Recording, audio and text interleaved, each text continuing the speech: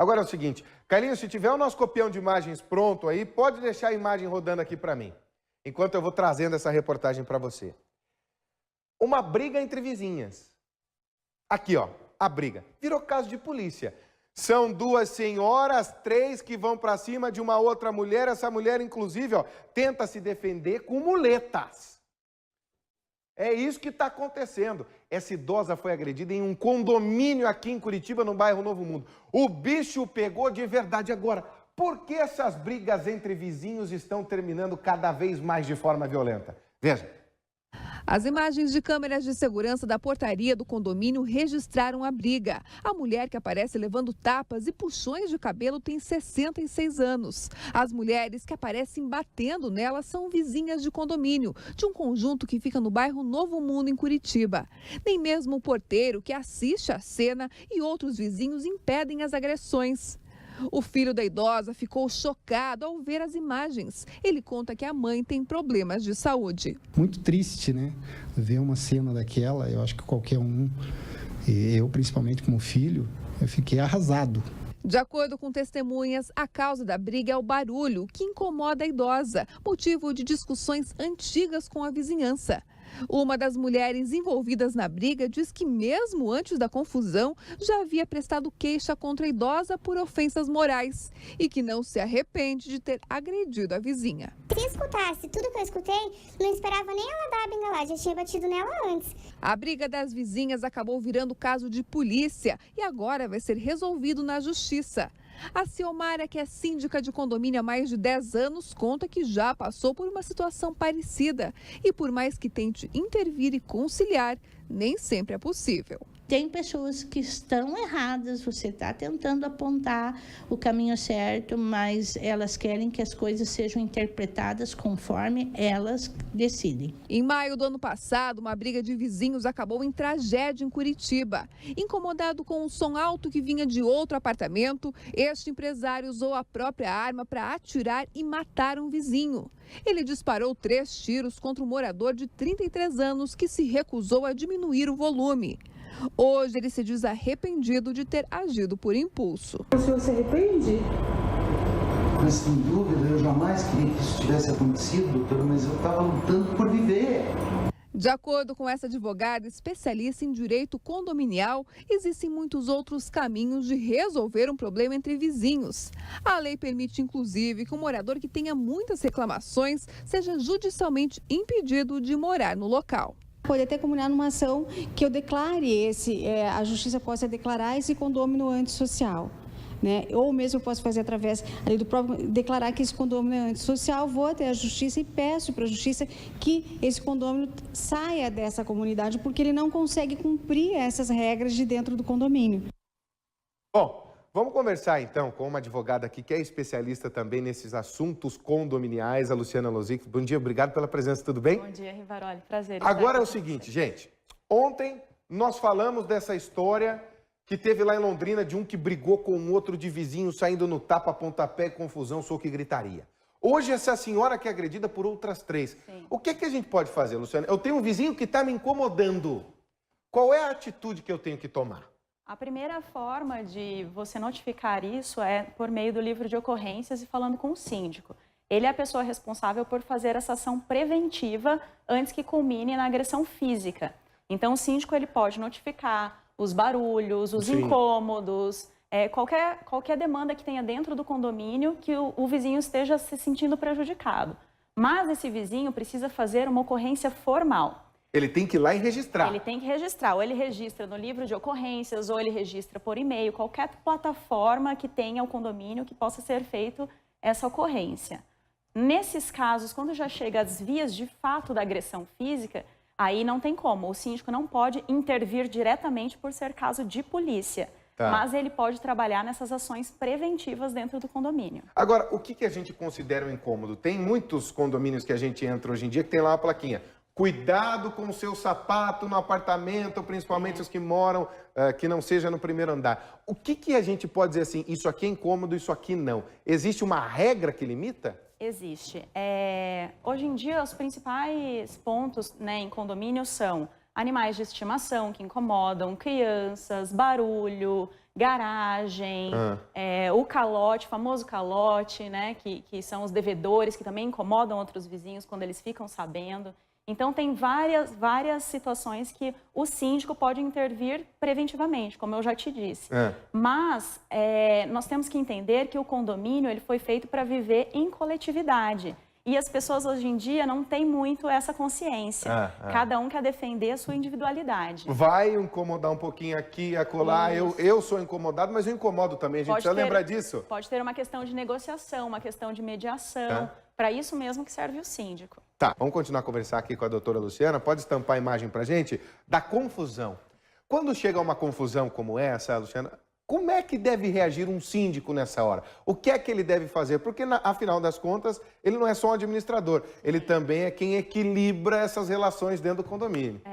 A questão é, quando as agressões chegam às vias de fato, que são as agressões físicas, como eu falei, o síndico não pode intervir imediatamente. Ele tem que atuar nessa questão preventiva. A pessoa reclamou de alguma coisa, por que ela foi agredida? Então, assim, o importante é a gente ter em mente que tem um crime de perturbação ao sossego dentro do condomínio. Ele é uma lei, na lei de contravenções penais, mas ele é um crime sério. Então, as pessoas confundem muito. A questão do barulho, por exemplo. Horário, né? As pessoas confundem. Horário, mas não tem a ver com isso, não né? tem a ver. É perturbação do sossego, independente do horário. Se for após as 22 horas... ou não, as pessoas têm que saber que viver em coletividade é não incomodar o outro, ou incomodar menos o outro, né? Que seria o caso. O síndico, nesse caso, ele não vai poder intervir diretamente, tá? Porque não faz parte da responsabilidade civil e nem da gestão dele como síndico. O que ele pode, como um morador qualquer, é ajudar na hora para não ter uma omissão de socorro. No caso dela, né? É perigoso vir a óbito por ser uma senhora, por ser idosa. Então, tem uma questão aí que é humanitária também, dentro do condomínio. Então, nesse sentido, o síndico não age imediatamente. Por outro lado, o direito de vizinhança garante que as pessoas sejam protegidas, né, pelo artigo 1225 do Código Civil, que fala em perturbação, sossego, segurança dentro do condomínio, né? Agora, como é que a gente toma medidas preventivas? Até onde o síndico pode interferir nisso? O síndico ele pode alertar, ele pode fazer mediações, ele pode notificar, pode chamar reuniões, assembleias. No entanto, é importante definir como é o regimento interno desse condomínio, o que está delimitado para as questões de churrasqueira, playground, né? Toda a área comum. Então, ele pode sim resolver de forma preventiva. Tem perguntas dos nossos telespectadores, você está participando no 99926. Meu vizinho abriu uma porta da dele até a minha garagem. Isso aqui é a pergunta direta que a gente copiou e colou. Sem a minha autorização. E agora eu estou fechando, pois ali é meu espaço. E o mesmo me questionou. Eu tô certo ou não tô certa? Porque ele abriu uma porta na garagem do outro. Isso pode gerar um conflito. Sim, com certeza. Ainda mais sem autorização, né? A garagem é espaço de quem comprou aquele pedaço de garagem. Então, se o outro abriu uma porta até a garagem, ele está invadindo a propriedade do vizinho. Eita, nós! E aí já vai o síndico tentar evitar mais uma confusão. Vamos mais. Nosso telespectador está mandando, nós estamos à disposição. Olá, Rivaroli, bom dia. Eu moro em condomínio aqui em Curitiba. Estou a fim de me mudar, pois meu filho não pode andar de bicicleta. Quando compramos o imóvel, ninguém informou isso na primeira assembleia. Cheguei a discutir com a síndica, mas nada pode ser feito até o momento. Ele alega que o espaço comum não é permitido. Espaço comum é uma área também de bastante confusão, Luciana. O que a gente pode definir? São as regras do condomínio? Tem que estar ali descrito para a gente saber o que fazer ou não? Sim. As pessoas, quando elas vão comprar um apartamento, um imóvel dentro de um condomínio, eles não olham para o regimento interno, eles não leem a convenção, eles não leem o regimento interno. Principalmente essa questão de áreas comuns, elas vão estar delimitadas dentro do regimento. Então, é importante que quem esteja comprando conheça quais são as regras do condomínio, o que é importante. Tem que estar descrito lá. Pode isso, pode aquilo, não pode aquilo outro. Exatamente. Tem que estar descrito. Se não estiver, o síndico pode convocar uma assembleia para delimitar. Às vezes a gente tenta apelar para o bom senso das pessoas. É possível também de a gente nessas relações, porque tem muita gente que fala, ó, não dá para colocar, não ande com cachorro, não ande de bicicleta, mas o bom senso nessa história, ele também tem que ser chamado? Com certeza, com certeza. O bom senso deveria prevalecer, mas não é o que Sempre, nós não vemos. devia ter regra. Mas não é o que nós vemos em condomínios, né? Por isso tantos conflitos. Agora, você falou do barulho. O horário. Tem muita gente que pensa que perturbação do sossego é a partir das 22 horas. Não é bem assim, né? Não, não é bem assim.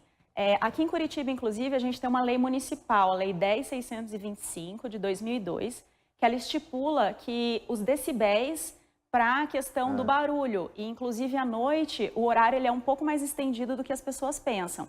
Ele vai de 10 às 7 da manhã. Sendo que na lei do silêncio é de 22 às 5, né? Aí depende da lei ambiental de cada cidade. Isso, municipal de cada cidade. Bom, aqui em Curitiba a gente sabe que não pode, depois das 22 horas, acima de 70 decibéis.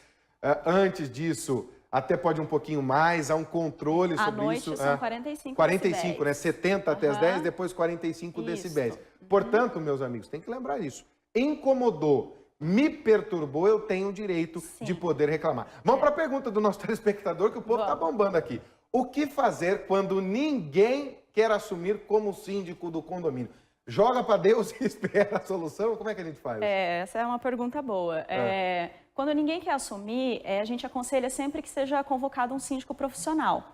Porque o síndico, geralmente, o que acontece? Eles escolhem aquela pessoa sem qualquer conhecimento de causa, uma pessoa que vai até com boa fé para administrar o condomínio. Que vai ter que aprender a ser síndico. Vai ter que aprender, não sabe que são mais de 100 e poucas leis esparsas. Nossa. Ele não tem só aquele regramento do Código Civil. O síndico responde civilmente, criminalmente, tributário, penal, ambiental. Então, assim, são muitas as responsabilidades legais. Ele é um mini prefeito. Ele é. E assim, ele responde com o próprio patrimônio. Se tiver algum problema dentro do condomínio, o síndico acaba respondendo civilmente com o seu próprio patrimônio. Muitos não sabem disso. Por isso que quando ninguém quer assumir, a gente aconselha que seja mesmo colocado um síndico profissional, que é um síndico que já tem experiência, que é um síndico que sabe o que está fazendo, já estudou das leis e tem experiência, né? Agora, para fazer a contratação desse síndico profissional, tem que ser em assembleia? A decisão tem que ser conjunta? Sempre em assembleia e a convenção tem que permitir que seja contratada uma pessoa de fora.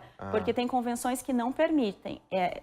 Algumas convenções determinam que tem que ser morador do condomínio. Luciana, para a gente já ir indo para o final, é que nem escola, na terceira vez que você é chamado na orientação tem uma suspensão, como é que é? Existe um limite de vezes que um condômino pode ser questionado pelo próprio condomínio ou ser penalizado de alguma forma? Tudo isso vai estar dentro do regimento interno, né?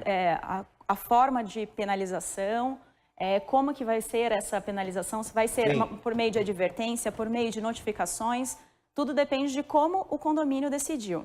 Bom, o condomínio decidindo, as coisas vão acontecer. Mas tem que ter lá a convenção, tem que ter a regra muito bem clara. Luciana, obrigado pela sua participação aqui no Paraná no Ar e por responder aos nossos telespectadores. Até uma próxima. Eu que agradeço. Tchau, tchau. Bom dia. Tchau, tchau.